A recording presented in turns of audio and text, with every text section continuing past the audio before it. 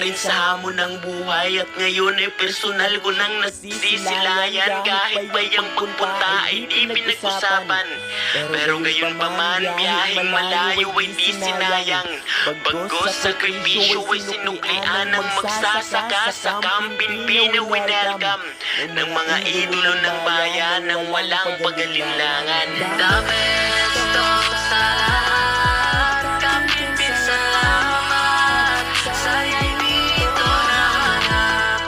Di lang saya at aral, pati stress mo dito ay matatagal. Pamilya mapagmahal. Yan mga kasaka, na-meet na natin si Sir Kevin sa personal. Galing pa si Sir, nalaman ko galing pa Mindanao. Napakatindi.